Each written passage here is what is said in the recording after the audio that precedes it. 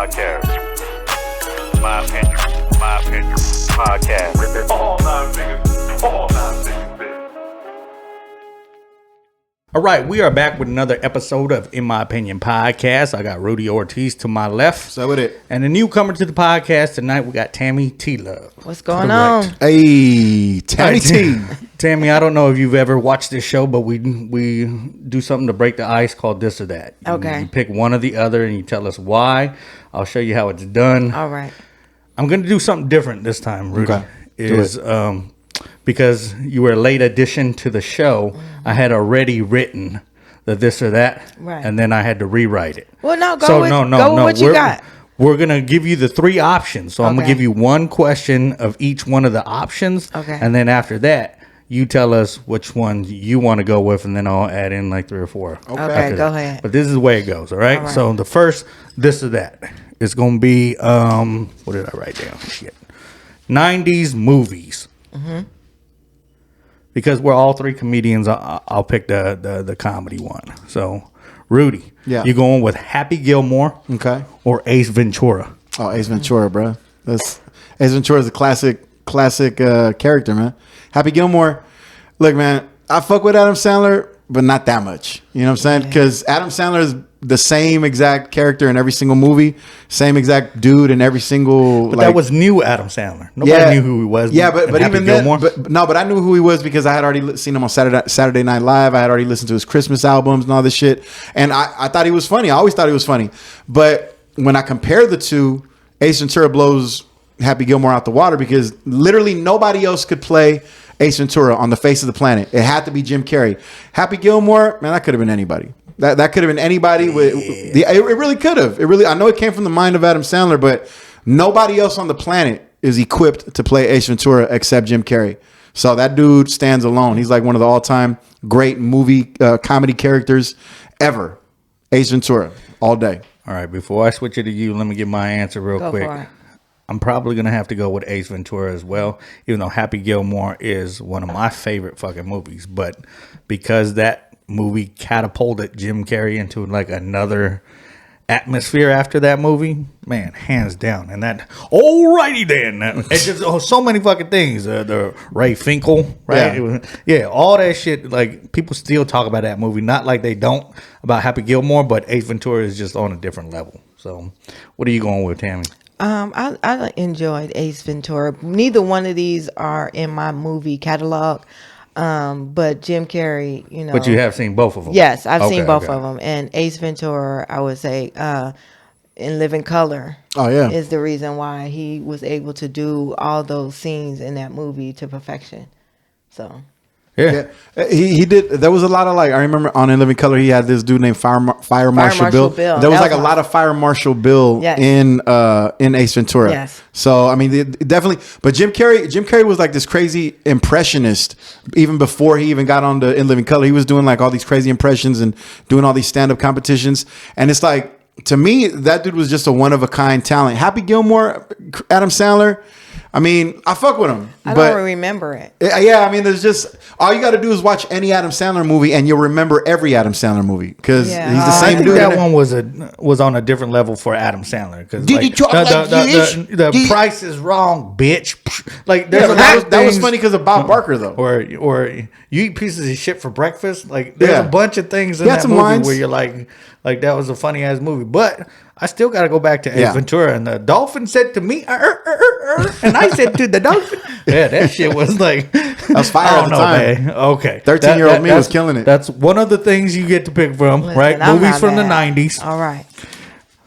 Also did 90s R&B. Mm-hmm. So now that you know how it's done, I'm going to ask you first. Okay. All right? All right.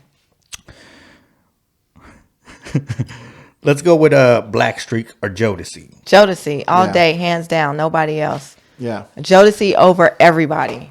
Over everybody? Over everybody. That's your group, Jodeci over everybody, yes. That's a good one. Is there a reason why? Like, because they were all talented. They came Is there one song that just pops out and like, man, I remember where I was when fucking this song dropped? Both Jodeci albums, the first two, every song got me some. Yes. And that's what they were making music for. It was definitely a theme song to get your Mac on. Yeah. Talk to, because I'm an older person, so we had to have pen and paper in order to talk to a woman. So Yeah. you couldn't come up with your phone, follow me on anything. Right. So the Jodeci was the background drop of talking to a woman. Got your pen, paper, you sitting in your car, you standing out, and you got it playing in the speakers, and you getting your numbers, and you chilling on a summer day. It don't matter what track it is. It could be wintertime. Throw on Jodeci, it's summertime. Jodeci was just on a different level too, because like I remember even when Martin had it on there with Shanae, where it was all forever Shanae. Yeah. That shit was just like Jodeci for me. I'm gonna have to go with Jodeci as All well. day, hands Blackstreet's down. just not even on their level. I Backstreet think, was cute. but that's what I wrote on there. So I was like, fuck it. Blackstreet was a good group. They were a But good even group. one of my favorite songs to this day is from one of the members of Jodeci is If You Think You're Lonely Now. Right. That is a remake from Bobby Womack. Yes. But I still like that version better. Casey and JoJo. And I told my next wife that I get married to, right? I've already had 2 of them, but the third one, I'm going to take everything in the house. Right. And then that song is going to play in the background when she walks in. If you think you're lonely now. And then 'Cause I'm going to you be gone, bitch. I'm Yeah. gone, goddamn. Because you didn't learn the first 2 times. Yes. Right. yes. See, that's the problem, bro. You planning your divorces before Right. you even get married, man. That's why Right. you keep on getting divorced. That's bro. why he's on number 3. God damn. Yeah, for me it's Jodeci hands down. But I will say this though, Blackstreet has probably one of my top 3 favorite songs of all time. Which one? Before I Let Go. I sing that shit at karaoke every fucking time. No questions asked. I know that song like the back of my hand. But even with that being said though, Jodeci to me was like they ushered in that style where it was like these incredible soulful R&B singers, but then you mix it with like that current hip hop flavor that was going on at that Right. time. They were the first ones in my mind to mesh those two together Right. and to really be like they were not ashamed of the fact that they were these exceptional singers, but at the same time they were still gonna wear like black leather vest, black pants, and they were gonna look like the background dancers for like for a hip hop everybody. concert. You know what I'm saying? For everybody. Yeah. So I appreciated that. I felt like they ushered that style in.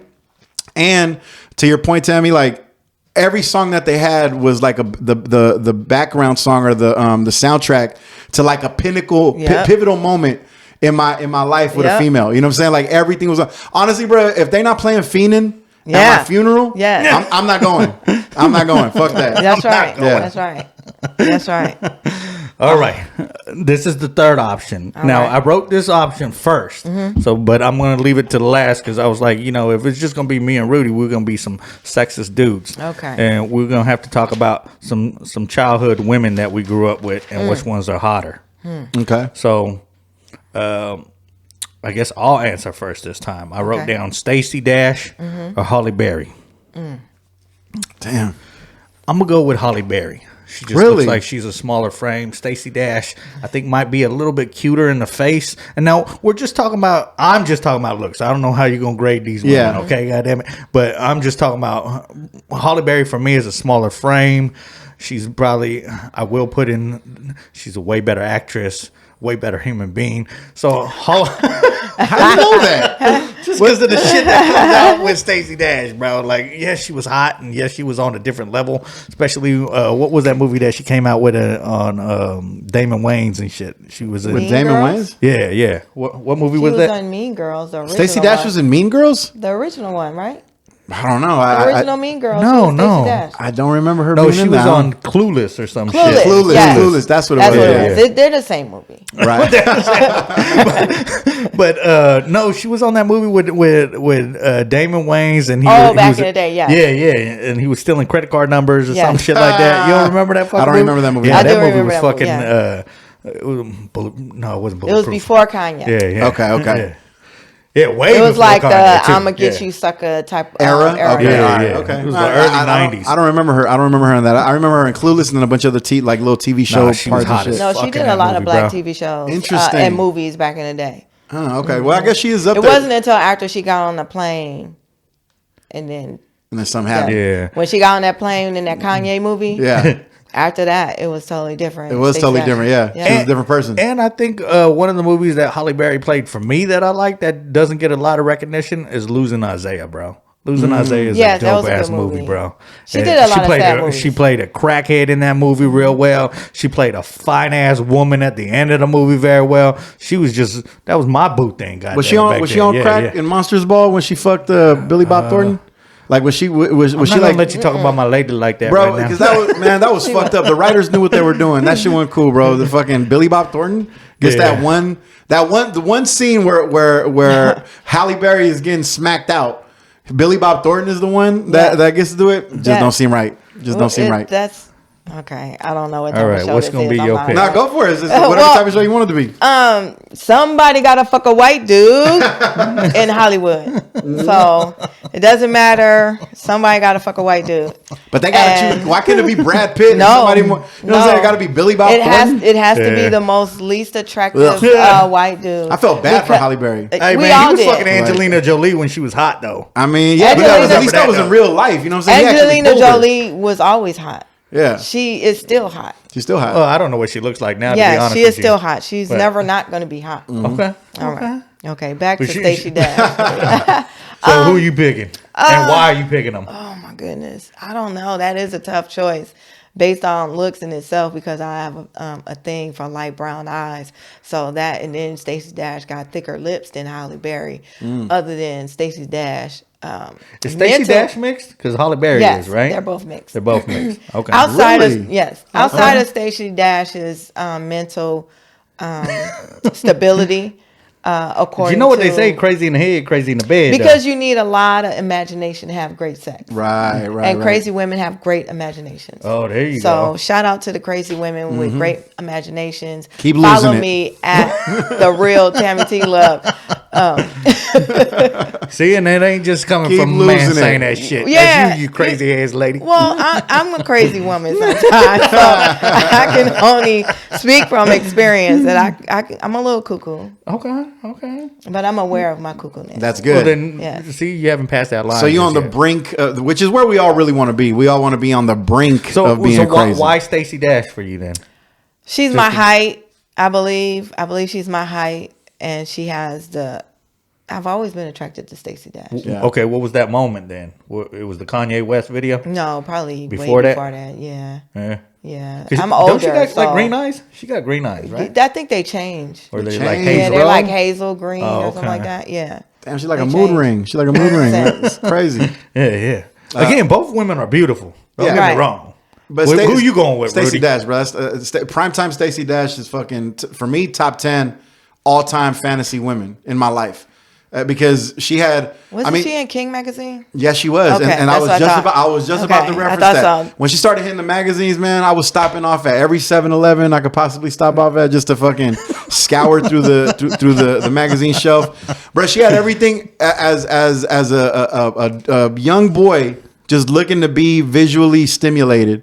She had everything you could possibly ask for, like That in was a the beautiful woman. She was the whole That package. was the whole thing. In the whole thing, in her prime, she was top tier, bro. She's like top shelf, gorgeous fantasy girl. If I ever become single again, I'm hanging out with you two because obviously I got different tastes and shit. So. Yeah. Don't You worry, didn't- bro. You never seen it. You didn't grow up on King magazine. That's what it was.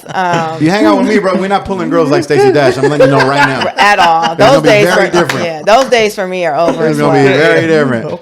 Back in the day, I would have had a few Stacey Dashes. All right, and now that Alyssa you've heard the Fords. three categories, which category you want to go with? The music, the movies, or the women? It doesn't matter. This is your show. I'm here. All right, You pick If you Rick. guys are, we're gonna go with as long as your masculine toxicity doesn't get me canceled. we'll go with R&B because I did text you about R&B. So Okay, go for it. So we'll go with R&B. And I'm going to send it over to you first because I'm still undecided. For some reason, I got these two groups going head to head. Okay. Tone, or Boys in the Hood. Not Boys in the Hood, Boys to Men. Oh, what the fuck? Tony are Boys to Men. Well, I just seen Tony live in concert. And it felt like I was listening to the album. Nice. Like, it was no different sound whatsoever. I've never seen Boys to Men. I was disappointed they broke up the way they did. So I'm going to have to go with Tony because they still out here doing the damn thing. Man. And they sound exactly like their album. Like, that's the the voices, the instruments, the beats. It was amazing to see them live. So Yeah. Tony. Plus, it's Bay Area. Yeah. Oh, So I'm not from the Bay, but I got But to you rep live the here Bay. now. Yeah, Right. so But you live the Bay here now. Area, and you can hear the Bay Area sound in their music when they play live. Mm-hmm. You can feel and understand their music because you like, man, I bet you they was in one of these little hole in Sideshows. the wall sideshows, Yeah. you know, rehearsing, and Yeah. you know what I'm saying? So you just look and you're like, man, they up here, they got this place packed out, you know, and it's just a You different thought they was at energy. Dorsey's locker room too, huh? Hey, Like, you- They probably was. They probably were at They some probably point. Man, was. shit. Because Dwayne Wiggins had a spot in the East, 90 something, hole in the wall, no parking. well, they still come to Yep. Yoshi's at least once a year. Did Yes. you see them there? Well, the last tour they was at the Paramount Theater. Yeah. It's just the last. That was the last day for their tour. Because I will say, and was I've like said a it before, I'll say it farewell. again, Yeah. man. If you're gonna watch live music, Yoshi's in Jack London Square is the place to be. Yes. It's a great Because venue. it's small, it's an intimate venue, it's great just to listen. I've gone to watch Drew Hill there. I've gone to watch Life Jennings there. Both dope ass concerts. But I will piggyback off of what you just said about. I was actually honored to perform there a couple of times. Okay, there At you go. Yoshi's. Hey, Yoshi's, yeah. Yes. It's a great venue. Tony Tone, my cousin's song is Anniversary for him and his wife, where I'm like, get a little more creative. But I will say, he said because it's their song, they've gone and seen them live, and he stated the same thing you did. He was like, man, you got to go watch them live. Yeah. It's worth the money. It is worth it. It's no studio sounding bullshit. It's straight them singing and having the talent. That's So- right. So I think No for music that, playing in the background. None of that. even though I've never seen either one of those groups live, but for that, I think, and I probably bump Tony Tone more jams. Oh, yeah. You know, I'll bump End of the Road if I want to be sad or some shit Right, like that. And right, that was like around my time. You Ooh, remember ah. they used that as a graduation song for everybody's graduation in Yeah. high school during funerals. the middle of the For real, 90s. yeah. Anything that But- finished. But again, man, I probably bump more Tony Tone songs. So that's what I'm going to pick. What about you, You Rudy? play Tony to get the relationship started, and you play Boyz II Men when it ends. But here's the thing, though. Boyz II Men, as much as I love them, and again, they were like part of. I kind of grouped them in with Jodeci because they played that role in my adolescence. Boyz II Men ain't never made me dance, bro. You know what I'm saying? Like, you don't dance to Boyz II Men. You don't have fun to Boyz II Men. I fuck with Boyz II Men, but I fuck with Boyz II Men the same way I fuck with Mexican mariachi music. I play that shit when I'm in a certain mood. Right. And I want to be down, and I want to be sad, and I want to really think about my feelings and everything that I've done wrong and shit. That's what I play Boyz II Men for. It's great for that. Don't get it twisted. It's great for that. But Tony, that's party music, you know, and you can play that shit in your car. You can play that shit like in the green room when you want to get pumped up. So and then also, like, to your point, man, like the Bay Area connection is just so real. Yeah. And it's kind of, I'm definitely biased in that regard. Yeah. You know what I'm saying? Like, you could pop your collar to come Funny on. thing Let's is, Get when Down, I you know? go to LA, I bump that shit because Yeah, it never yeah. rains in Southern California. Right. So Oh I yeah, bump it's that definitely It an fits. LA vibe as well. Yeah. It fits. So yeah, I got to go Tony. If I can only take one CD on a desert island, it'd be that one, because Boyz II Men they're just too sad, bro. They're just too All sad. right, Rudy, we're gonna Well, let you go Cooley first. High. Yes. Yeah. Exactly. And I put, let's pair these up. I paired these two up: Mariah Carey or Whitney Houston. Whitney Houston. Mariah Carey or Whitney Houston? All right, go ahead. Since you gave your answer, Yeah. Whitney Houston. and why? Because it's an authentic church voice. It's real. Don't get me wrong, Mariah Carey is cool, but that octave, Whitney had already did it. Minnie Riperton already did it. It's a lot of singers, black female singers, that's already done it. Mariah had backing. She had good backing, that good support. Right. Well, when your Whitney- husband owns the record company, Whitney It's- was right. put in they tried to keep Whitney as a church girl, but she wasn't. She was a hood chick Yeah. that just wanted to sing like Mary J. Blige. So, Yeah. and her voice, Whitney's voice is unmatchable. Right.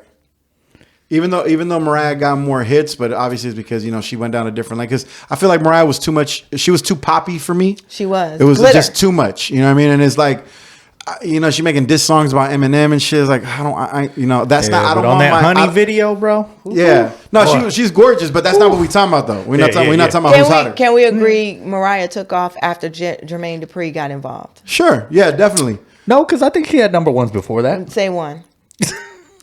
I mean, I Say don't have the dates in front of me. Yeah, So, I can't one. remember what that That's Celine right. Dion. That's fucking, right. But you remember the song she did with Jermaine Dupri? Well, honestly, when I was looking it up, she's sold way more records than Whitney in the '90s. You know what I mean? So it's how are you coming up your decision? You know what I mean? Even though I'm gonna say I'm gonna be with you because Whitney to me, you tell most people that Whitney Houston's most famous song, they don't even realize that's a Dolly Parton fucking song.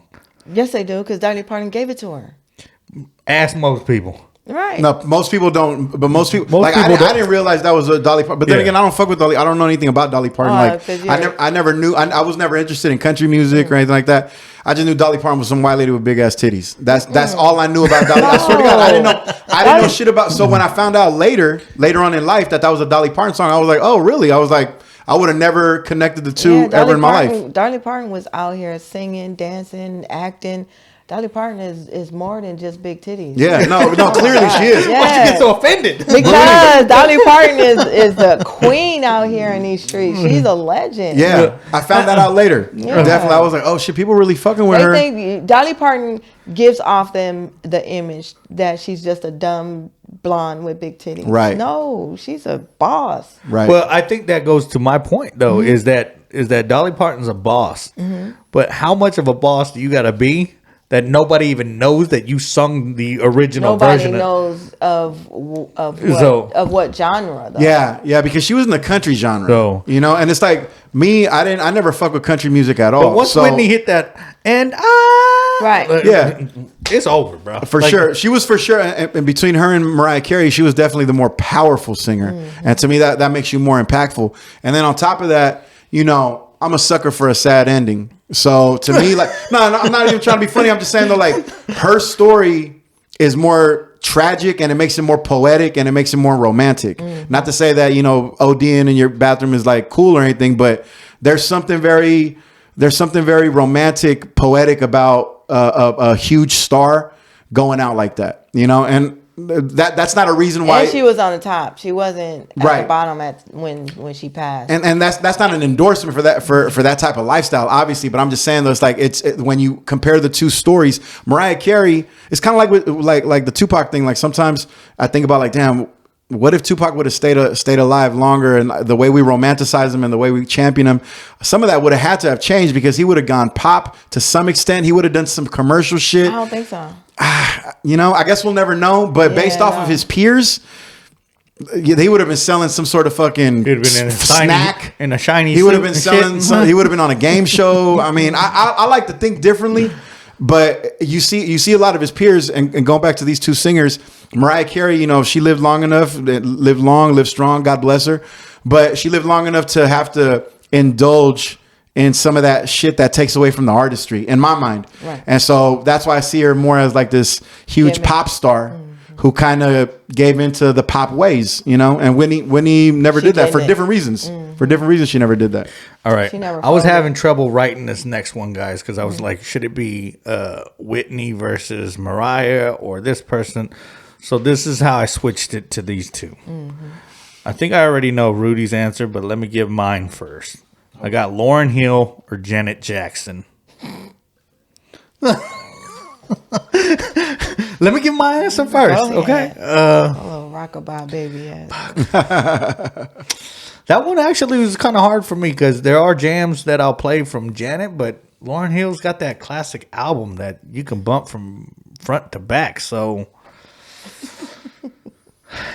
and I'm more of a hip hop head too, so I'm gonna have to go with Lauryn Hill. I'm gonna have to go with Lauryn Hill just because I think with Janet Jackson, she had one or two songs on a CD that I would listen to, like the one that Kendrick Lamar fucking sampled.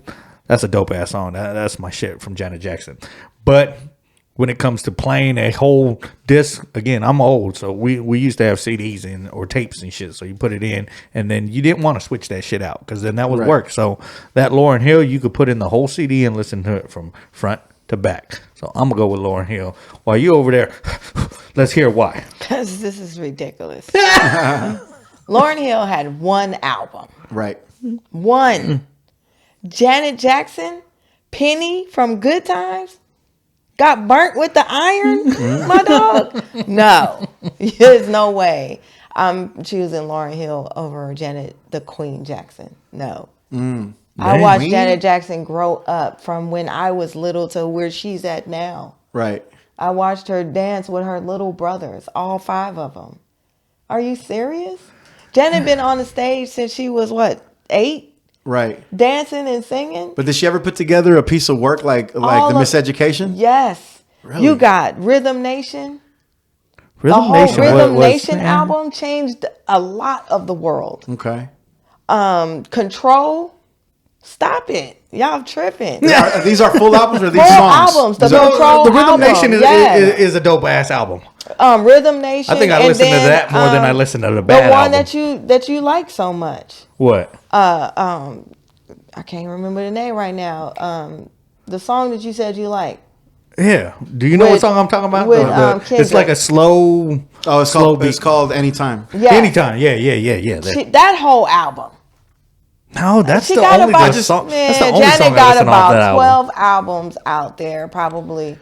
So the discography is it for you? Stacked. Yeah, but quality don't always mean Have you ever or seen quantity. this woman live? No. I seen Janet Jackson live and couldn't breathe until she stopped moving. And she barely stopped moving. Yeah. So I mean, there's no question. She's definitely a better performer on stage because she does come from that. So I would expect her to be better on stage. In terms of the actual work, the musical work, You gotta also remember, Janet came in the game when there was all instruments. Yeah. There was no computers. She was singing to instruments.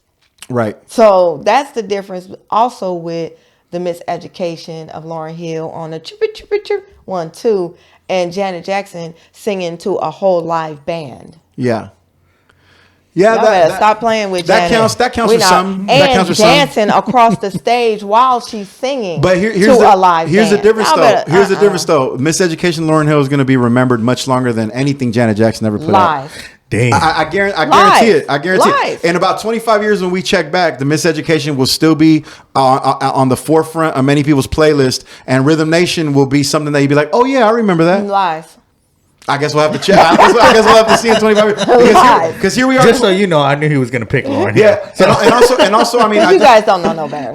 no, but also, I mean, but history absolves almost everything, and it's like we're struggling to come up with Janet Jackson references, and she's still alive and well. Lauryn Hill, maybe because it's a little more recent, but it's still, even then, it was one album. 26 years ago. I know, but this is my point. That's why it's not that hard. But my point is this though. I'd rather have one piece of gold than 10 pieces of copper. And to me, the Lauryn Hill Miseducation of Lauryn Hill, that's a piece of gold that is on the forefront of people's minds even a quarter century later, and that lets me know that it's going to stand the test of time. And I just think that one work alone, it's probably the greatest one album from any one artist that's only put out one album. It's probably the Miseducation of Lauryn Hill, and I think it is going to stand the test of time. I think for me, again, I don't know why I feel like I got to justify this to you, Tammy. It's okay. But for me, when Turn the Lights Down Low comes on with Lauryn Hill, man, turn them motherfucking lights off. Like that to me is my jam. And the fact that not only does she sing on it, but she murders that beat too with bars. Oh yeah, the bars are yeah. That shit right there for me is just like, oh man. I mean, that she's my favorite female MC of all time. So I am a little bit biased in that regard too. But a little bit. You're a lot. But I'm very biased. But I knew that. I knew Yeah. you was gonna pick that. But yeah, but I just think it's definitely gonna be something that we're gonna be talking The about. Velvet Rope. That's what it is. The Velvet Rope. Yes. Yeah. You're having sex to that album. Off top. But the fact that you had to look it up on your phone though. Because she has so many albums. Right, but it didn't just stand out. No, she has so many albums. Lauryn Hill, you're going to say One the album. miseducation of Lauryn Hill Right. because she only has one album. Janet has a lot of albums. And she has more than one that are triple, quadruple platinum. So this a little bit, yeah. Janet's albums will stand the test of time because there's always going to be dancers. Yes. And Janet makes music for dancers. That's true. So as long as there are young kids out there dancing, Janet Jackson's music is going to be relevant. Well, until as long as Sierra is around, Janet Jackson's music is going to be okay, relevant. until I the see same them- way how you guys are sitting here so passionate about these two. get This on, was the sure. biggest debate in the late '90s: Brandy or Monica. Brandy. Brandy or I Now, guess- why Brandy? The voice. The voice. It's already been proven Monica had a voice. I was too busy scientifically looking at that booty, with man. the little computer gadgets that Brandy's voice is sonically, it can't be altered. But do you think she has a better voice because she's able to look like over here and over here? Brandy?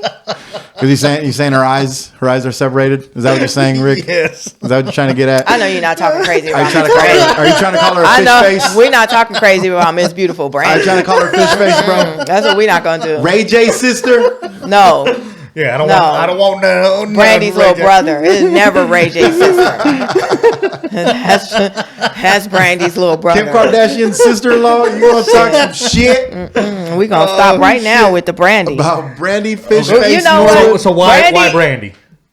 It's- Not just because the voice, but so what jam from Brandy? You just like, are you sitting in your room and what is it for her Brandy? Blue Moon album. I can't remember the specific name of the songs because I'm bad with song names, but it's the Blue Moon album. One of the best, and her last one that just came out was Oh, insane. see. Every song. I didn't even know she just came out with an because album. you're not paying attention. Oh.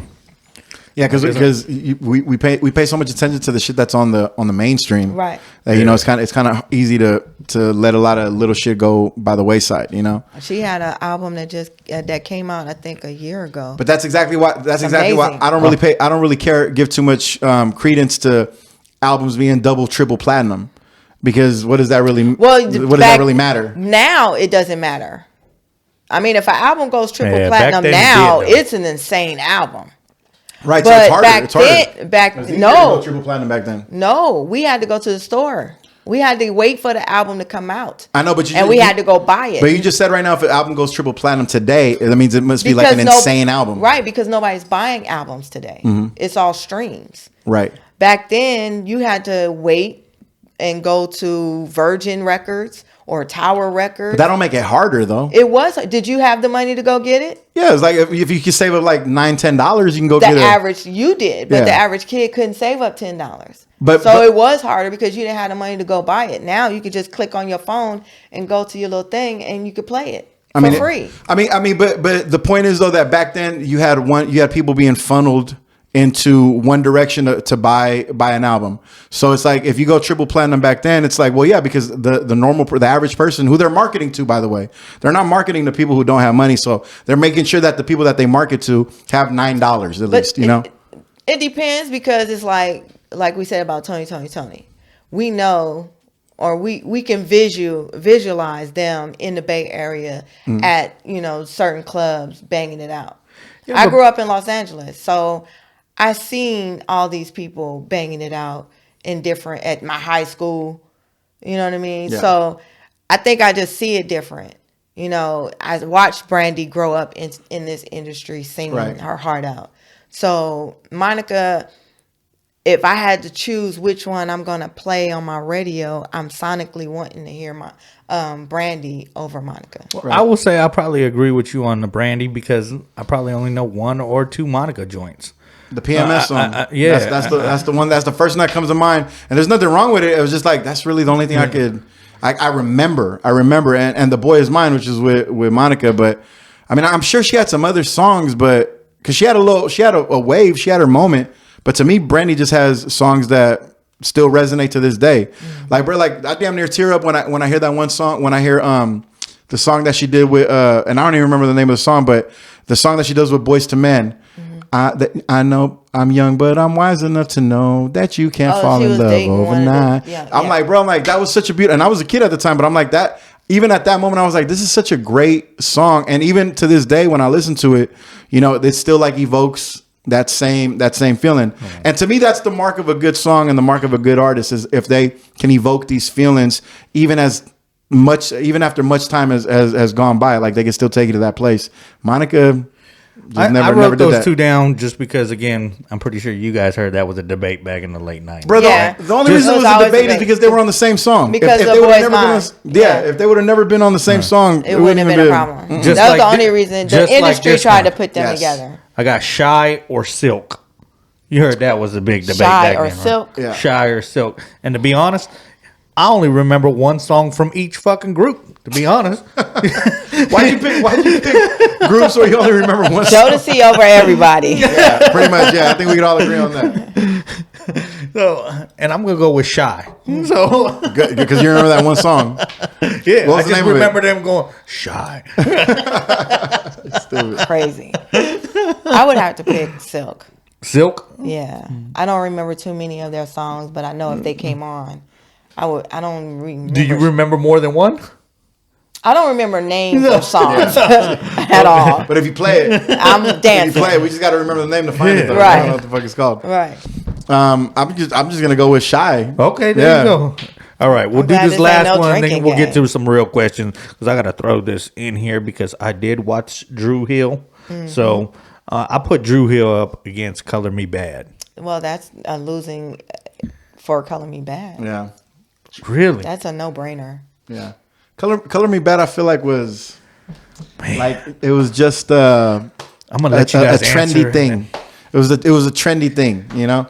I want to sex you up. It was like at the time that was very risque. That was very taboo. Oh, they said sex. They talking about fucking on the radio. Sex you up. Right. It was just something that became trendy to say sex you up. You saw it on a bunch of TV shows. You saw people make references to it. It had really no substance to it. Dru Hill, on the other hand, they made bangers. Dru Hill made bangers. Right. Now, they also created Cisco, which I don't appreciate because I hated that motherfucker when he was Cisco alone. But I loved him as Cisco and Dru Hill though. Yeah, when he was Cisco by himself with the fucking one-handed head, car wheels on the beach He's and shit. still out here trying to do it. I couldn't do it. Cisco. No. All right, you guys, you're gonna disagree because both of you guys already went with Dru Hill, and I did pay for tickets to go watch Dru Hill, like I mentioned earlier. At the county fair, or what? But Color Me Bad for me. I just remember it. What was that movie with Wesley Snipes, bro? When he was riding in the Jeep and shit. New Jack City. Yes. They was on New Jack City, bro. Like that just brings home. That started the gangster shit. Like that was it, bro. Like, so you align Color Me Bad with the gangster shit? I don't even like Jeep to this day. I would never want to be in your gang, bro. I would never want to be part of your gang. If we bumping Color Me Bad, put Color Me Bad in, and I'm gonna go sell crack on them. Like, those two don't match. Was you selling crack in Castro? Hell no, in El Paso? In the Castro in San Francisco. Yeah. I'm trying to figure it out. It was at the Diddy party. Look, someone's gonna watch that and be like, "I do remember it was on New Jack City." And yeah, but they weren't tough though. There was just a pop version of Dru Hill and Jodeci. Yeah. It was just a softer pop version, and then they made themselves. Then they said, "Oh no, we got it now. New Kids on the Block." Yeah. Color Me Bad had bangers? Yeah. No, they had at least 3. They had one. What were the other 2? I don't know. That's what I'm saying. They had one. That's what I'm saying. Like, if you can't even, but again, if we can't even remember. If I looked them up, you'd be like, "Oh yeah, that is a banger." No, I just can't remember it off top Look 'em up. because I'm too busy trying to look them up. Never, because Color Me Bad had one song. They had more than one fucking. And then song. they fell off to the wayside with Milli Vanilli. Are Okay, that was the biggest scam in you Hollywood. looking up Color Me Bad songs? Yes, I am. You're not gonna Because find them. One Even Google don't remember them. at all. Google's Google like don't not go back computing. that far. All you're gonna find is just pictures of dudes with pencil mustaches. Alexa, name another Color Me Bad song. I'm sorry. Your search is invalid. That shit's whack. I'm sorry. Man, I know Here's there's some other Drew Hill. songs, bro. We couldn't find This any is sad. Color Me Bad. All right, we're going on to the next question. Yeah, Right. even- There's only even- one. There's more than one. Even your server's not fucking with you. Right. The My server. phone's slow, all right? Yeah. All right, here we go. We're going to get into the real questions. Oh, we touched on this on Saturday, so I wanted to bring it up. I don't know where you guys want to cut the line off, but with all the negativity going on in comedy, I want to give shout out to comics or comedy specials that have dropped in maybe the last like 12 months. And I know I'm not going to say everybody's, but also so the viewer can be there and be like, oh yeah, I got to check that shit out. I wrote down a few, so I'll let you guys go first, and then I'll just start crossing them out on the ones that you didn't mention. So who wants to go first? Is there a comedy special that you watched in the last year that you're like, man, they came out with some good shit? Yeah, there's three that come to mind that I actually sat down and watched. The most recent one from Donnell Rawlings, I think it's called A New Day. That was a lot funnier than I thought it was going to be. A lot funnier. He was sharp. He was on point. He was wearing a suit, and that kind of threw me off a little bit when I first saw it because I'm not used to seeing Donnell Rawlings in a suit, and I don't have good experiences with seeing some of my favorite comics all of a sudden wear a suit because I don't know what they're thinking. I have my theories on when I see a comic immediately put on a suit. It's like when you see a rapper start wearing glasses. It's like, oh, they want you to think that they're sophisticated. They want you to think that they're cerebral, you know? So when I see a comic wear a suit, sometimes I get a little standoffish, but I believe it's called It's a New Day. Very funny. It was an hour, and it was like I was laughing throughout the whole thing. More power to him. It was a really good one that just came out recently. The most recent Mike Epps one, which I cannot remember the name of it, but I think it's sold out, sell out, something I'm like gonna sell that. out, Yeah. I think. okay. Oh. Now Waiting, yeah, something like that. the most recent one that was on Netflix, so much funnier than the one right before it, Indiana Mike, which was fucking such a disappointment for me. He came out with a suit to begin with, you know, and I was like, immediately I had bad vibes, but man, he just didn't seem sharp. The jokes did not seem polished, and he just didn't seem himself. But this last one, though, the most recent one on Netflix, so sharp. He had that brown jacket on? Yeah, that brown jacket on. Okay, Yeah, just that's so what, they know, he the was one just on on Netflix man. with He the was brown the jacket. Mike Epps that I came to know and love, and I really appreciated to see him like on his game. And it was just such it's like waking up from a bad dream. I just felt so relieved. I was like, oh, thank God. I was like, Mike Epps is still like, we still got him. And then the one I saw before that was a few months back, and that was the Ralph Barbosa special, which I can't remember what it was called, but Cowabunga. Yeah, Cowabunga. that was very funny, very funny. You know what I'm saying? Like I was pleasantly surprised. I was too. I wasn't that familiar with his work. You know, you get caught up in the George Lopez podcast beef shit, so you start watching little clips of his work, and I was like, okay, he got some funny stuff in the clips, but like I know better than to trust clips to tell me everything about a comic, right? So when his special came out, I watched it and I was pleasantly. What'd you like about that special? Because there's one thing that comes to mind for me. Okay, the thing that I liked was just the material was a lot more broad than I thought it was going to be, and I appreciated that. You know, I want to give shout out to Ralph for. I felt like when I watched it, he purposely wrote a joke just so he can say that he was in a car where the driver's side was on the other side of the car. That, to me, was just like, it felt like when Dave Chappelle did the little fishbowl punchline or whatever in the fishbowl. I was like, it felt like Ralph did that same thing when like he pulled it out and was like, man, I got to write a joke about how the driver's side on the other side. And he wrote the whole fucking joke just to get to that. Did he say that in the special? No, he didn't. Oh, you just Ralph felt like- didn't say that. Yeah, but I'm saying that's what it felt like when I watched it.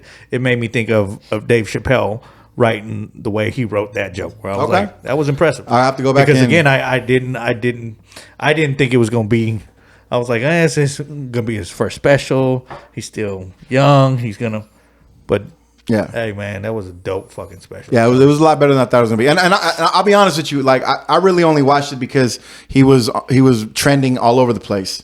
So I was like, all right, well, let me see what this is all about. As a younger cat, they say he's funny. I seen some clips, So it's not even like I really discovered him. I just he was all over my algorithm. Right. So I kind of was like, all right, well, let me check it out. So those are the three that I've seen most recently, and they were good. All right, Tammy, who you got? I don't really, since I started doing comedy, I don't watch comedy specials anymore because I don't want anybody's comedy special to be said on stage by accident. Yeah. So I try to stay away from other comedians' content. I did watch, what's his name? Mike Epps. Mike Epps? Yes, because there was absolutely nothing else on TV. So I'd rather doing something like that. So I watched it, and I was impressed, but it's Mike Epps. Yeah. So I didn't expect anything other than, a great special. Specials to me are different now because I remember when special sometimes. They used to come out and they meant something. Now it's like everybody has one, and I don't really know how to watch them, so I don't. Because I don't want anybody's content to seep into my head. Even though I know my comedy it's not the same as anybody else's.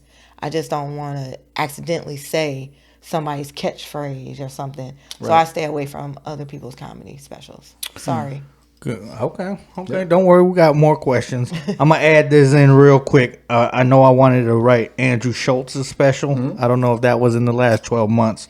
But Andrew Schultz did his motherfucking thing. Now, I did catch the Cat Williams on Shannon Sharp comedy special. That was a special, a surprise special. Listen, I watched every 2 hours and 46 minutes and 55 seconds of it 3 times. I think every comedian did. And again, that's why I wanted to stay away from a little bit of negativity. Don't worry, we're going to get there in a minute. No, that wasn't negative. That was homework. I wanted to give some of these comics information in there where I was like, man, because again, we were talking about it on Saturday at your show, Rudy. So I was just like, I mentioned Steve Trevino just dropped his shit on Netflix. Fucking dope ass hour. Shane Gillis, his shit. My boys, maybe because they're closer to his age or whatever, but we do that. The cheese, Danny. Right. All at home. So shout out to Shane. Tom Segura's special was fucking funny as fuck. Mm-hmm. And then last night, bro, I only bring this up because sometimes I'll see a fucking comedian bring up an instrument. Okay. And I'm like, dude, that is such a crutch sometimes. Do a joke. Okay. But last night I watched Dave Attell's special. It just dropped a day or two ago. Yeah. He does this joke with a recorder. I don't want to ruin it for anybody. But comics, if you're going to use a fucking instrument, that's the way you do it. Dave Chappelle. A recorder? Not Dave Chappelle. Dave Attell. Well, he brings up a flute? And he uses that. Yes. Does he know how to play the flute? Again, you got to watch. All right. And again, I've been a Dave Attell since Insomniac. Fucking fan. So that dude, talk about somebody that writes punchlines, bro. Yeah. He was hitting, you know what I mean? They say a headliner should be getting 6 laughs per minute. He was getting 6 laughs every 30 seconds, bro. He was bang, bang, bang, bang, bang. And I was just like, fuck, this dude writes, bro. Right. So if you haven't watched that Dave Attell special, go and watch that shit. That shit just dropped. It's on Netflix or YouTube? Netflix. Okay. And then I started to watch the Brian Simpson shit, which we talked about. Yeah. I haven't really finished it, but whatever I did see, I saw the little Uber joke. That shit was funny about him having a racist Uber driver. And I was like, yeah, that the little twist at the end for me was like, okay, cool. But I was in the middle of cooking breakfast and trying to feed my kids and shit. And when I said my kids are goddamn grown, okay? I don't know why I'm cooking for a 19 and 22-year-old. Because they can't cook. Because you decided to. So my mama would have just let me be hungry. So just be hungry. So I wanted to give those shots out. So you don't know any women comedians? Well, Ali Wong hasn't dropped anything lately. And her last two were fucking Yeah, hilarious. her first two were fucking hilarious. No, the last one, Don Wong was last fucking. two, she was You know what? pregnant, There was not, this. not the last one. Ali Wong was pregnant on. She was pregnant for sure in one of them where she had the cheetah print. No, But she was pregnant on the first two. But the last one that she dropped was Don She Wong. was not pregnant for. She wasn't okay. pregnant. I saw that one. That was just hilarious. I saw the one in the cheetah print. And she's That was coming to funny as town. fuck, Like I too. said, there's a lot of funny ass female comics. There was one. I don't know if you guys watched. Because you didn't put any on your list. That's why I was like. Well, but I understand. Yeah. I Yeah, understand. Rick. What the No fuck is worries. wrong with well, you? dog? I didn't hear you say any female. Because I don't me- watch comedy Okay, specials well, anymore. But then why when you I shitting on did, me? when I did watch comedy specials, it was I can't. Can you even think of a female that's dropped anything in the last year? Because again, I said the last year. So Well, Don Wong definitely came out in the last year. for I know Ali that. Wong, Yeah, Ali Wong. Yeah, I was naming the last three that I watched, but that one did come out because I do remember watching it in 2023. okay. So it must have dropped. I know my two favorite from Ali Wanda Wong Sykes are the came first out with two. one. Who did? Wanda Sykes came out with a Oh, special. Wanda did, and that was fucking hilarious. Yeah, yeah, You watched it? yeah. I'm Where- a big where Wanda was it Sykes at? fan. I think it was in DC. I think No, she no, no. dropped Like it. what was on YouTube or on Netflix? Netflix. On Netflix, Netflix. okay. Yeah. Plus, she's got that show with Mike Epps. Yeah. That's a Yes. funny ass show. Funny ass show. Again, I love Wanda Sykes. I love a bunch of fucking female comics. There was this other girl that I didn't check out, which was on Are You Garbage?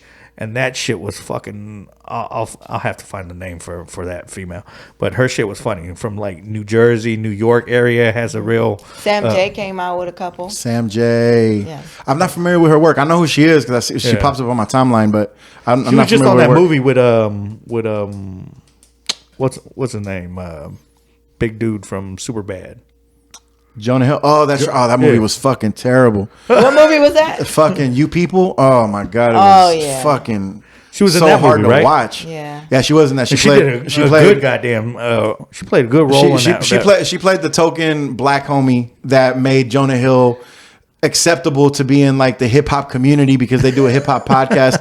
But what was not acceptable was fucking making Laura London go through the fucking torture of pretending that she would liked it. ever fuck with a Jonah Hill. Man, Bruh, worst it was so awkward. worst chemistry Ever. that I've ever seen amongst two people. And then they on a said they screen. was the AI generated to When make they them kissed. kiss. Yeah. They didn't even kiss. No. Oh, They really? AI generated it. Shout out to Jonah Hill for understanding that Shout out to- she would never kiss you, and he's probably the one who recommended it. He was like, you know what, this shit is going so bad.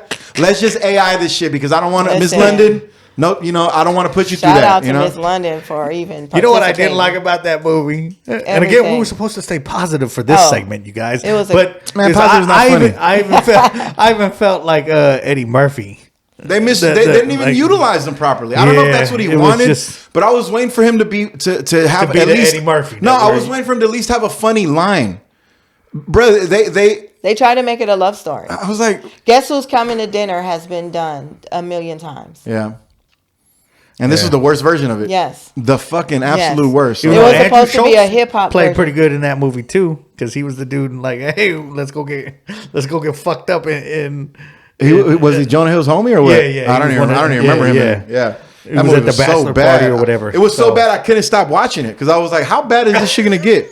Like Right. 30 minutes into it, I was like, this is garbage. This is horrible. It was a horrible movie. You gotta know Yes. your lane, bro. Yes. You couldn't have been worse than They Roadhouse, tried to bro. force it. You can never pull Laura They London, tried to bro. force it. Whoever the fuck wrote that, they must have lost a bet because that shit seems so contrived. There was It a lot of weird situations. I was like, this is never going to happen in Right. my life. It was just a bad movie. I'm not even commenting on the comedy or whatever. Just the movie itself, the way it was written, the And way it put was put together. together, the aesthetic of it, Yeah. garbage. The visual. Yeah, it was just horrible. bad overall. Don't ever mention You People around me ever again. All right, that was the positive. Let's get into the It negative. was trash. Let's get into the It was negative definitely now. dumpster fire. Again, we're all doing comedy. Yes. We spoke a little bit about this, but we're gonna speak about it now, you guys. Is the comedy beefs, not the Cat Williams shit, because we spoke on that already. Listen, that was but I educational. want to talk about the Godfrey / Faison / Country Wayne drama. Right. And we don't have to get too much in detail. I just want to give my 2 cents real quick. I don't know if you guys watched the Shay Shay with Godfrey. I did not. But I felt like he was being as respectful as he could. I think he had a difference that he wanted to air out. I think he was polite about it. And I think Country Wayne's response was a little too much. But then I think Faison upped that to a different Yeah. to a different level, and Faison went big worm on him and shit. So I just find that interesting that us as comedians, we keep finding ourselves in this shit where this business is already hard enough, you guys. Like, I get it. We all have beefs and shit in this comedy community. And let me put it out there as well, is we're all egomaniacs to begin with. To be on stage, you gotta be a different kind of crazy anyways to get a bunch of reaction out of a bunch of people that you don't fucking know. So let's put that out there. But I think when it comes to these comedy beefs, bro, yes, they are entertaining, but do you think that because we're getting aired out so much in 2024 that it's diluting the comedy out there, or do you think it's making it better? What do you guys think? I mean, I don't think it's that. You can't dilute real comedy, bro. Like, comedy is always gonna exist. But what we're getting though is we're getting oversaturated, because this ain't, to me. I think it's disrespectful to even put these comedy beefs into the comedy category, because it's not comedy. It's just famous people fighting amongst each other, and I don't give a fuck about famous people because I don't know them. You know what I'm saying? And furthermore, besides Godfrey or whoever, Cat Williams or whoever the person is that keeps on popping up in your algorithm, comedians beefing with each other is fucking, it's stupid. You know what I'm saying? Because what is it about comedy that would force you to get into, like, bro, like, I think if you're gonna take up an art form like comedy, you're supposed to not give a fuck. And so if you start giving a fuck, if you start caring about what people are saying, if you start caring about, now if people are, like, for example, if somebody like stealing from you, or if somebody is like calling you out and trying to make it personal, I mean, that's like anything else. You go up to them and you be like, hey, bro, like, what's your problem? But when we start getting into these conversations about like beef amongst comics, because of, they said this person's not funny, that person's not funny, man, I just think that's like, it deteriorates the craft itself. You can never kill comedy. Like one person beef or two person beefing, that can never kill comedy. That nobody has that power, but it does dilute the art form. And it's like, I don't know, man. Like, you never heard about fucking Picasso and fucking whoever, another painter of his time. You don't hear about them. Like, I'm not saying that we're all Picasso. I'm just saying that, like, art is not really an arena to be fighting. So when I see people doing podcasts, I'd be like, oh. I don't be like, oh man, those are two comics just like me. I'd be like, those are two famous motherfuckers that have these crazy platforms where everybody's gonna listen to them. That ain't got nothing to do with me. So it's like, I can't even really sink my teeth into it. You think comics are doing that? Because I had this conversation with Jose and we were talking about it, where he goes, dude, comics are becoming like fucking wrestlers now, and they're stirring up drama just to help ticket sales, and that's all it is. Do you feel like that too? Well, I think when you become famous, that's part of the deal. No matter what arena you play in, whether you're an athlete, a musician, a movie star, a comic, once you become famous, that's part of the deal. It's like, you got to stir up controversy, you got to have people talking about you, you got to have people paying attention to you, and that's famous people shit. That I don't want to put that on comedy, because comedy ain't got nothing to do with that. That's just famous people doing famous people shit to stay famous. Well, if either one of you want to start a comedy beef, we can. Well, I don't mean, I don't really think it's comedy beef. I think, like you said, Picasso or Van Gogh not beefing. We don't know. Yeah. Because there's no Twitter or TikTok to show. But they were making paintings that, like, fuck Picasso. You know what I'm saying? Like, right. So we don't. They could have been shooting spears at arrows at each other. We will never know. Right. Because there's no video documentation. Now, if you don't like me, and you go on your Instagram live and you have enough followers and traction and say, fuck Tammy Tealove, she ain't funny, she did this, and all those people follow it, it's gonna hit. Yeah. You know what I'm saying? And now everybody in the world that don't even know why you don't like me is involved. Now you have all these people commenting, and now that's putting the battery in your back, like, yeah. And it's just a cycle of mess. Right. And the only difference between now and back then, and the comedians beefing back then and now it's on the World Wide Web. Yeah, And a everybody- lot of Yeah. people get on their phone and they get on a computer because it's called the internet now. So since it's called the internet now, people forget that it's the World Wide Web. So when you say something on this thing, it's going to the world. And somebody in Czechoslovakia that doesn't understand the context of what you're saying about a Yeah. comedian in the United States is offended of what you said about his or her favorite comedian. So then you have a whirlwind of beef because now that person in Czechoslovakia is agreeing with the person that did the video, and here comes the person in the U.S. that don't agree, and now you got an internet war for no reason. Right. I guess for me, I'm gonna kind of tie it into the next topic that I wanted to bring it up to, because I just feel like for comedians, we might have this beef, and us comedians will look at it and be like, "Why? What got you to that point?" But then my next topic is to talk about the Kendrick and J. Cole shit going on. But yet we as consumers will. I don't know about you guys. I'm like, what are they gonna say next? You know what I mean? Especially because that's rap. Maybe because I grew up through the Biggie and Tupac bullshit and all that. Where I'm like, and to be honest with you guys, let me say this first, because I know someone might disagree with me. One of you two might, but I felt like both of them. It didn't feel like Biggie or Tupac, and I know everybody was like, I sent you that video about you gotta figure out what Kendrick was trying to say," and like, if I gotta figure out how you're trying to tell me off, then you're not really telling me off, bro. So, Yeah. well, that's the way that I felt depends. about it. Where I was like, I guess it was bars and I guess the rappers, hook and with like, rappers is different though, bro, because it's Right. like rappers that's always been a part of like hip hop culture where you're supposed to diss your counterparts or your contemporaries, but not, you're supposed to diss them in the sense that like, all right, if you want to get back at me, the microphone is the arena. Like this is where we have our war of words. It's a literal war of words. Comedy is not that, because bro, like in comedy, you in rap, you a lyricist. So through your words and through dismantling your opponent through your words, through your lyricism, that's how you show your superiority. Comedy, bro. Look. At the end of the day, comedy, you're not supposed to take yourself that seriously. If you take yourself too seriously, you're not really doing comedy no more. And there ain't nothing wrong with that. You could take yourself super serious. I mean, it's your world, baby. Live however you want. But if you take yourself that seriously to the point where it's like you got to start beef with other comics, you ain't a comic no more. What you are now is you're that one kid on the bus with the fucked up haircut who's mad because everybody pointing out your fucked up haircut. You're supposed to keep it cool. You're supposed to respond in a funny way. You're supposed to show how your humor is more superior to your counterparts.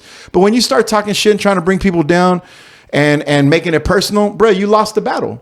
It's like an 8 Mile.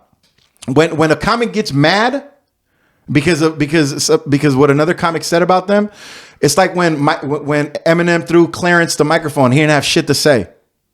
You got. So you being mad and calling people out their name and talking all this shit, you ain't proving nothing.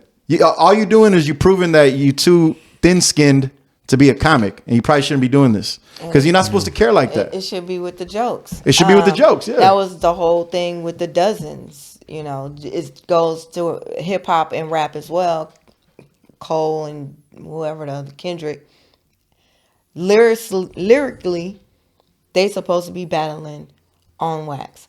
And if you can't understand the metaphors that they're using in order for them to tell them off, that's your problem. You're listening slow. Like, even my boss, I can't tell him, fuck you, I can't go off on my boss. But I could be professionally rude. yeah. The redundance of your ignorance is overwhelming. It's not disrespectful. It's just the way you use your words. So if the rapper is using his words in a way that you're not understanding, that's your fault as a consumer, because you need to be better versed on the words. Because if you're a hip hop fan, words are the whole primary concept of hip hop. And comedians, I'm old school, so I'm used to seeing comedians, Def Comedy Jam, on that stage. If the last comedian says something crazy about the comedian that's coming on next, then that next comedian went up there and kicked ass, and then the next one got to come. Somebody got to come after this person. So, I don't think it's beef. I think people use that word very loosely. Beef is really strong. It's like saying I hate you. It's a strong word. I don't think these comedians have beef. I just think they disagree with each other, and because it's mostly men, you guys are really emotional, and you don't know how to express your dislike for somebody, so you go with the jabs. You go with the little. But in comedy, that's what you you're go supposed. real. You're supposed go too to though. far sometimes. Well, no. I agree with you though. Like if you taking it personal, and that's not. I mean, I understand what you're trying to say, but I don't think it's exclusive to just male comics. No, I'm just. But to your point though, because I've seen women. You know, you could point out. I've seen a lot of female But comics go back and forth not on a one lot another. of females are beefing right now. Right, We're talking but- about the men comedians that are beefing. There are not no female beefings Monique going was on. in there. But no, I mean, but Monique and other She not comics. beefing with no, she another not, female. but she was beefing with an entire industry. You know what I'm saying? So, but that's not the point though. The point to your point, the reason I think why you're going to see more men in comedy, we're being real specific. The reason you're going to see more men in comedy beefing like this, which I don't agree with, is because there's just more men in comedy. Right. So the numbers are just going to land in that. Right. It's like if you go to fucking Pleasanton, you know, you're going to see a lot of white people get into fights because there's a lot of white people there. Right. You ain't going to see no Indian dudes get into fights or Mexican dudes get into Right. fights. But now that doesn't mean that only white people fight. It just means that in that city, there's going to be a lot of white people and they're Right. probably going to fight. So when men, but I do agree with you in the sense that a lot of these dudes, a lot of these famous people, It's ego driven. that they're completely ego driven, and if you're so moved by your emotions, you probably shouldn't be doing comedy anyways, or you've gone beyond comedy now, and now Right. you're just doing some bitch shit. I believe You know what I'm saying? I believe a lot of them have reached a certain level to where stand up comedy on the stage is not the end. Is whatever. I Yeah. can just be up here because I am who I am. Yeah. And the ego has made them. I know I'm better than you. Remember you slept on my bed? It's that type of mentality right yeah. now. I think I get it on the comedy side. I think I brought up the hip hop beef as well. And it's not that I don't understand the bars or I don't appreciate the bars neither, because again, but I think that's what it's become is how many, is it a double entendre, is it quadruple entendre, is it That's always been rap. that's where I feel like it's become that, where sometimes you can say something a little more simpler. When you hear Tupac and it starts that hit him up and he comes in, first off, fuck your bitch. But let's like, be real. you're like, whoa, But damn motherfucker. Right, Like, but Kendrick, you're like, whoa, Kendrick that and J. motherfucker. Cole didn't get shot 5 times in the head. So And also, they're bro, not like, angry. let's be real though, bro. Like hit him, and I love Tupac, man, but hit him up as a diss track was not a good. It was not a good diss track. Don't do that. It was not a good. It diss was track. amazing. Nah, it really wasn't though, because What? first of all, Fire. let's dissect it. Let's dissect it. Number one, he had to have the Outlaws on it. So it wasn't even him just eating Biggie by himself. He had to have the Outlaws on it. Second of all, it's not like Tupac was ever this great lyricist. Very powerful, very powerful. But he wasn't. I'm not going to put him. I'll put him up there in the upper echelons of rappers as a whole because he evoked a certain feeling. But I would never put his pen in the same realm as a Nas That's too or a bad. J. Cole, I think- because it's not there. But let me just finish my point. Okay. As a diss song. What did he do as a rapper that wowed you? He wasn't spitting anything. There was nothing there that was like prolific lyricism. He was just talking about fucking your bitch, being very, very on the nose. And there's nothing wrong with that if you really hate somebody and you're really just putting out like a hateful message. But in the arena of hip hop, which is I think what we're talking about. Yeah. In the arena of hip hop, a fucking 12th grader could have wrote that for him. That's too There bad. was nothing lyrically impressive about that. That's too bad. Okay, It's too true. This is No, where I'm it's going to push not. back. Well, It's tell not true. me where I'm otherwise. gonna push back true. on, Tell me right? otherwise. What It about is- his bars was something that lyrically, showed? But again, we had Hands this down. conversation about Pac too. Yeah. Is lyrically he wasn't a Rakim. He wasn't Not he even wasn't close. a KRS One. He wasn't. But the emotion that he invoked on a person, Right. and especially that song, even the way he ends that song, he's not even rapping anymore. You mean but after yet he's 5 of his still homies rapping. had to get on it and help Yeah, him with the because he diss was track? like, "Go ahead, I'll let these motherfuckers take care of you." No Because Vaseline, again, Ether, fucking any Eminem diss track. These are one guy. This is one guy getting on one track to eat another guy up. Why did Tupac need help from 4 of his But younger homies? I think that's the point though that he put Outlaws on. Is he was like, I'm just gonna let these motherfuckers rap on 'Cause this next actually verse, it but was then a- I'm gonna it come was back a and let you know. click-to-click And thing. and Bad even Boy, and then he had his boys. It wasn't so much as, Bad Boy had Biggie and the Locks, and all of them. Tupac had his crew from LA. So hands down, Tupac is a lyricist. You're not listening. No, believe me, I You're know. not I know. listening. No, I know. I think Tupac's you're work. listening to the lyrics. I don't think it for You most guys people probably think Tupac only got 2 albums. No, it invoked an emotion in that song where I'm telling you, if Just that one if song, I put that Tupac got- song on and I'm in that I've mood, bro, listened- I will slap the piss out somebody. Tupac's listened- because styles that shit- changed so many times and he's only 25. Let's start there. Yeah. So he was a child, and his style changed so many times, and he didn't even get that opportunity to master his craft. And every day he was in a studio, he got That albums. doesn't make him a better lyricist. He though. got albums that has never been released. His pen game, he got stacks of these. His pen game was insane. You're not listening. No, it wasn't That's insane, all. Tammy. You're not listening. No. I've been a Tupac fan my entire life. But that doesn't mean you listen. No, of course I have. I mean, well, first of all, like you wouldn't know if I listened or not. Now I'm talking about listening. No, I am listening. Okay. I'm listening. I know the lyrics. I know the work. I know I've read the poetry. I got the documents at the house. Like I don't know what else I would have to do to make you believe or anybody believe that I'm a Tupac fan. But this is my point though. I'm such a Tupac fan that I was so enamored with him in my youth, and he was the soundtrack of my youth. Okay. But I was so enamored with him that I listened to him for so long that one day it finally struck me. Oh, this dude is nowhere near the level of these other lyricists that were amongst him. His power, his passion, unmatched. That's why we fuck with Tupac. But we don't. That's not why I fuck with Tupac. I mean, I fuck with Tupac because he's a lyricist. Yeah, I think that you're probably in the minority when it comes to that because I think that, and look, there's no way to prove that. So right, no, but he gonna put me in the group that there's nowhere to prove. I think I'm in the minority that he can't prove. No, I think you are. I mean, but just like you said that I'm not listening, you can't prove that, but yet you said it with a lot of gusto. Well, yeah, because there's a difference between hearing and listening. No, I understand that, but my point is though that both of us we're both giving like our opinion on things. So, but I'm trying to in my opinion. Yeah, I'm trying to tell you though, like I understand that even my stance, like as much as I believe in it, there's no way I could prove it. Just like you can't prove your stance, we can't prove our opinion. Yeah. But I'm willing to bet that if we were to take a poll and be like, was Tupac amongst the great lyricists of his time?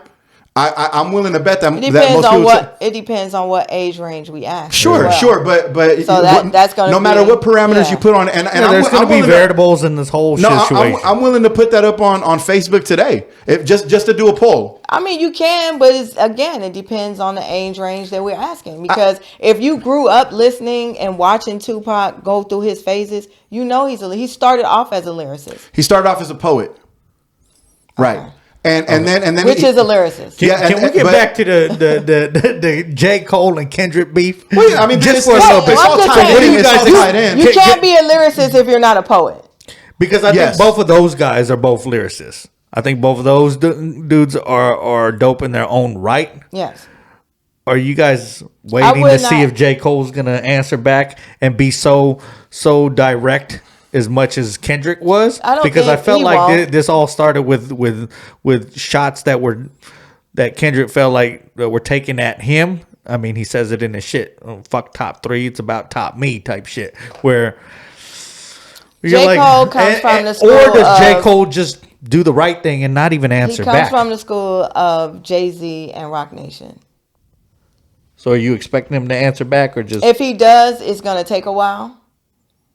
and it's gonna drop just like I didn't know these projects dropped, and you're gonna hear it when you hear it, but it's still gonna be subliminal. It's not gonna be direct because Jay-Z's never been direct. Man. Yeah, I don't see J. Cole dropping anything like too direct either, because to be honest with you, even Kendrick's verse, the last two diss songs that I've heard him put out, he's not exactly calling out people by name. You know, he's doing a lot of like metaphors and shit like that, which is cool because that's what you're supposed to do as a lyricist. Right. You're supposed to come up with all these dope metaphors and these clever similes and these clever ways of wording things, a lot of wordplay. And if somebody catches onto it, then that's the little Easter egg that they get to enjoy. You know, and I think if J. Cole ever does something in return, you know, he might drop something and then it's going to be up to the rest of us to be like, oh man, I think he was talking about Kendrick in that, which is exactly what we'll do because we're going to speculate. But I don't think he's actually going to come out and call him out by name. Because again, I don't know if you guys have heard the actual whole Kendrick song. I barely heard it last night because I heard Kendrick's verse, but I didn't even know that Future was part of that fucking thing until last night. Yeah, because you heard it all over Instagram. But then TikTok. again, I'm not a Future fan at all. I don't like none of his shit. It all sounds like mumble. So I don't even know what the fuck he said in that track. Yeah. So of course, I felt like, again, that's what made the song so much better is it was like, finally, we get to real rap. Right. Right. I don't know. I mean, so I looked at it like that, but I got to give Kendrick, hopefully, and maybe it's just his way because he's got an album coming out pretty soon. So his way to drum up some bullshit and sell some fucking. Yeah, so I mean, it's all possible. for publicity. Yeah, anytime you said it earlier, and it's Hollywood, it's rich people stuff. Anytime is a lot of talk and buzz around artists, something is coming out. That's the only reason why they're creating a momentum. They got to stay on the forefront of your mind. And honestly, let me give my answer, but let me ask you guys this as well, because I want to say that I'm more of a J. Cole fan. Mm-hmm. I can only listen to Kendrick's voice so many tracks before I'm like, turn that off. Do I think he's a dope lyricist? Yes, but I mean, if it comes to bumping, what is that album where he's sitting on the Forest Drive? Yeah, that's a dope ass. The last album. one, or the first one? No, the second one. I think his sophomore album, the second one, when he's sitting on top of the roof of his house. Yeah. So I think Rich Kid, Poor City. Yeah. No, that's Kendrick.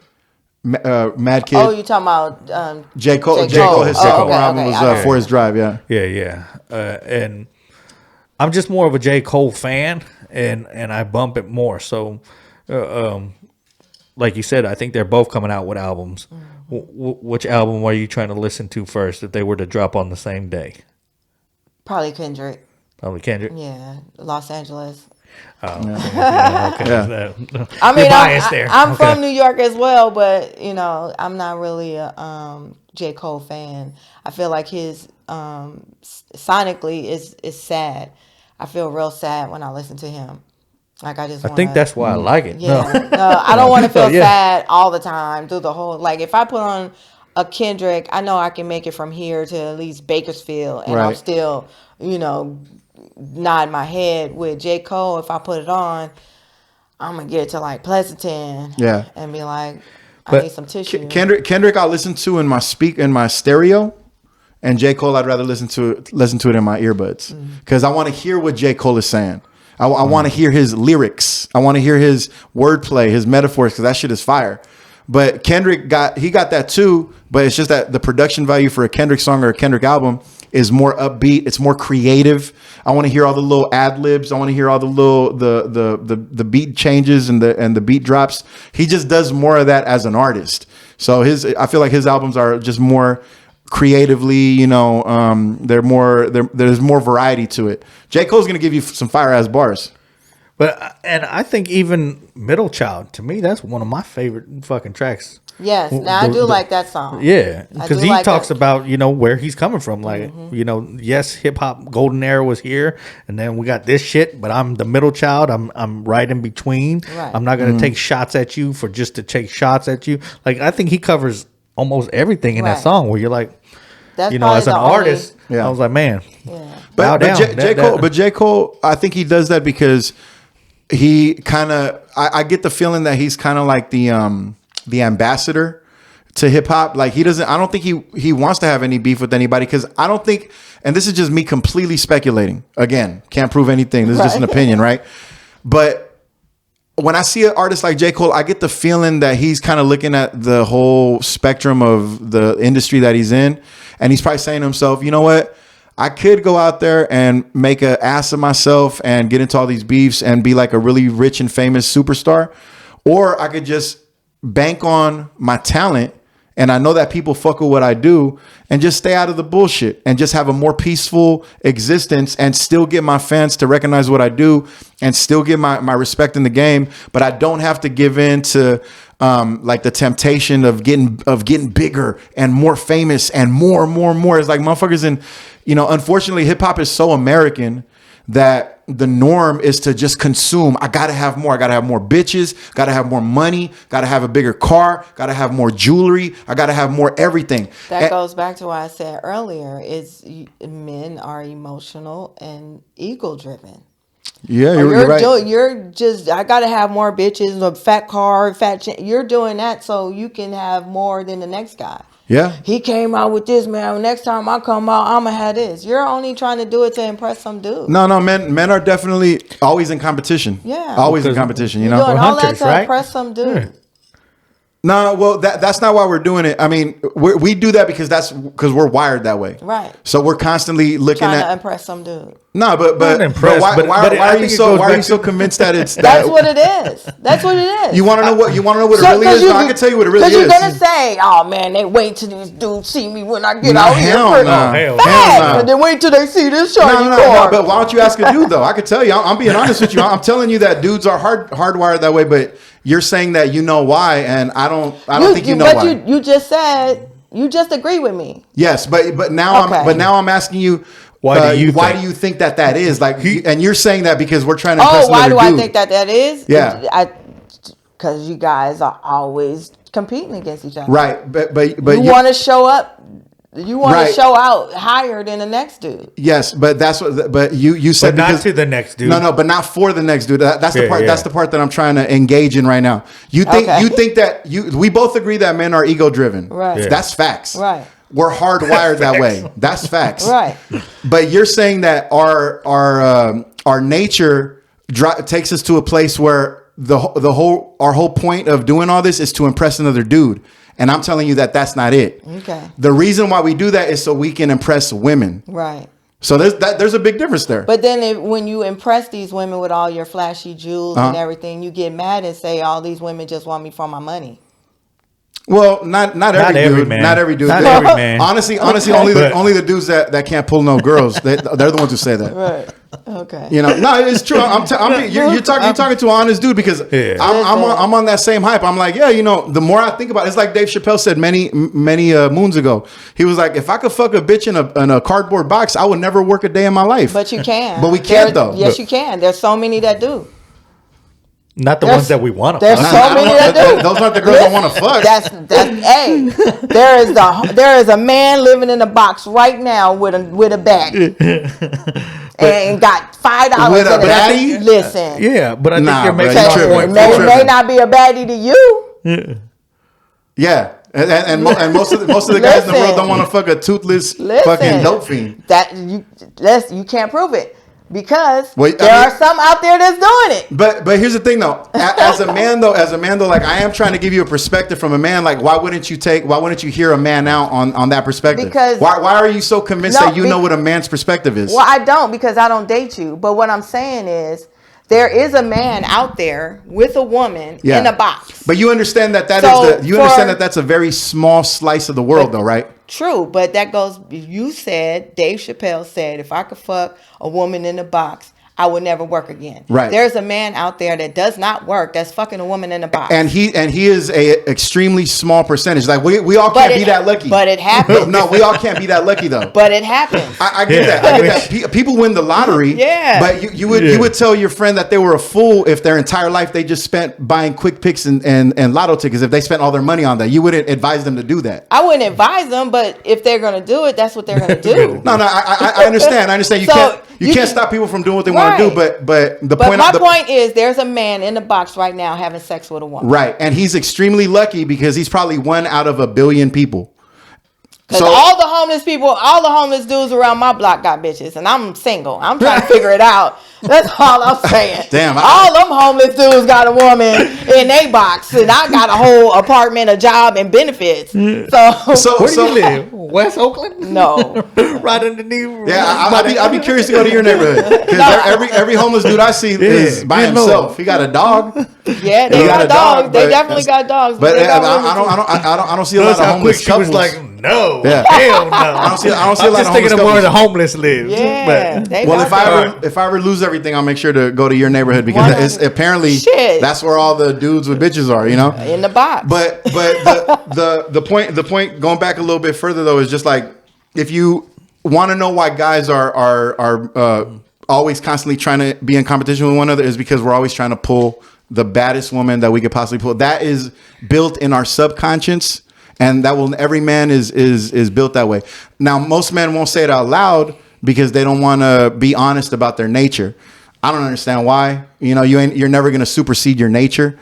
But that is true though. So we halfway agree because men are definitely ego driven and we're constantly competing with one another. But it's like, I don't do the shit that I do to impress Rick. I don't give a fuck what Rick thinks. I'm trying to impress the female that's in the room that might have to choose between me and Rick. That's who I'm trying to impress. So I do all that. I'm trying to make all this shit happen so that I can put myself in a position to be desirable. You know, so that I think is probably, you know, you should consider that next time. Like when you're thinking about what guys, I don't think about guys. Well, no, well, you clearly do because you just had an opinion. No, on it. it's just I'm here with two of you. Right. And then when I'm doing comedy, so I'm always around you guys. Right. So at some point it has to go through your head. Yeah, I don't sit and think about you guys at all. When I'm at the house, I'm playing PlayStation. I don't think about men. Well, you have an opinion for it. You have an opinion for a reason, though, right? Because I was. Because you got to think about it. I mean, it don't take a rocket scientist to think about it. It's just like a quick little thing. Yeah. I'm just out for I had a daddy, and my image of a man comes from him. Exactly. So this new shit is different. So what was the image that you got from your dad? I'm curious. He was a hard worker. He was an electrician, and he went to school, and he also had a few other jobs. Yeah. So, and he took care of my mom. He made sure whatever my mom wanted, she had. She didn't have to ask for it. He was a provider. Do you think that he was doing all that hard work for another dude to impress another dude? Rudy's gonna drive home. No, I'm just saying though. Not that hard work, but I'm sure that his car, the Cadillac outside, was the stunt on the rest of the dudes' cars in the neighborhood. The 69 Cadillac Eldorado, clean from all original parts that he worked on, was definitely the stunt on the rest of the dudes. Okay, the truck and whatever the rest of the orange dudes truck had, that though. he had, the Chevy truck, was definitely the stunt on the other dudes. Now the hard work that he put in for his family, no, he did that for my mom. Yeah, but he didn't get all that stuff. He didn't get all that stuff unless he would have worked hard. But his ego with his vehicles and other manly things, yes, it was definitely the stunt on the rest of the dudes.